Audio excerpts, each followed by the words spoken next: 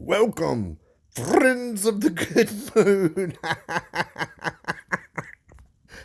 That always cracks me up when Manny starts his videos like that. People of the good mood, not after playing this game. What are you talking about? Nah, man, I thought I'd make this video to kind of address something that I've seen for a long time in this game, and yeah, I got a little line, so I tend to get information. I used to be a program developer on MechWarrior 3. I'm kind of a old school dude, and like I don't know, I tend to bond with programmers, so yeah, this information's like good stuff to know. You know how you use it, that's your call. Um, I think we're all familiar with the term bad matchups when it comes to war robots, and if you don't know what I'm talking about, consider yourself lucky. It's not exactly what you think it is. Yeah, unfortunately, these Pixonic programmers are far too lazy and not sophisticated enough to actually put you on a losing streak like that. Like, yeah, and you know what do they say? If you've ever complained about bad matchmaking or bad matchups, or just tell them how ridiculous the game is, sometimes they're like, "Well, we don't base anything on equipment. You know, it's based on your rank and your."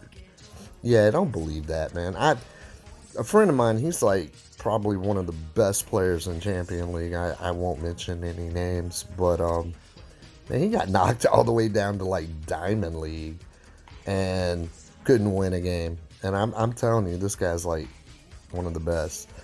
So yeah, we're gonna let you in on a little secret.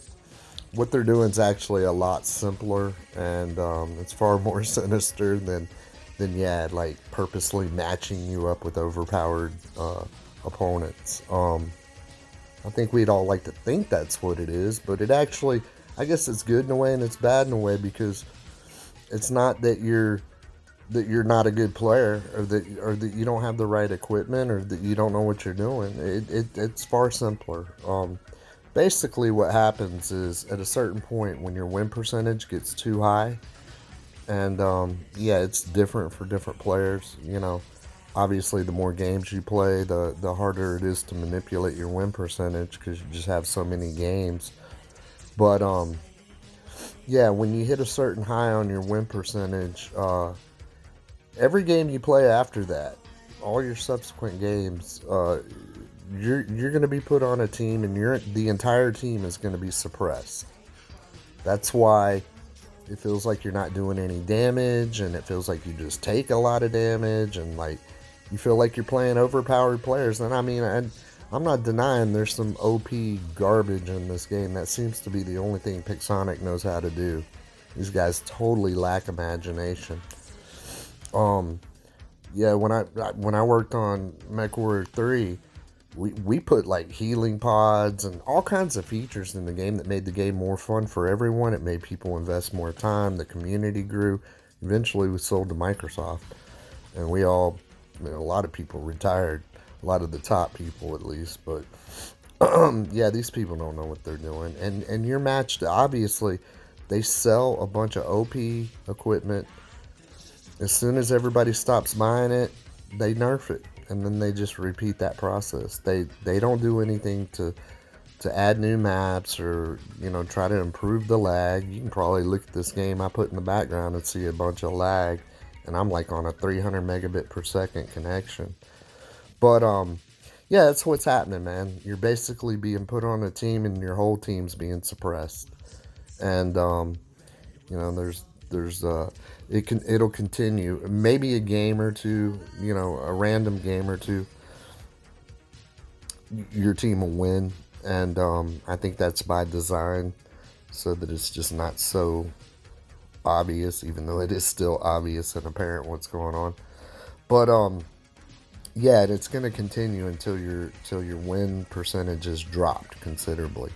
Now, it doesn't apply to all game types. I think if you play squad, or whatever the flavor of the day is, if they're pushing, death match, or have like a leaderboard thing, it doesn't always apply to that. But pretty much 98-99% of the solo games that you play, it's gonna happen. and it can go on for quite a while. I mean, usually if I get up to like the 60s, 70s and my win percent, it'll kick in, and it won't stop until I'm in the low 30s. And that's a lot of games. I think I've played about, let's see, how many wins do I have?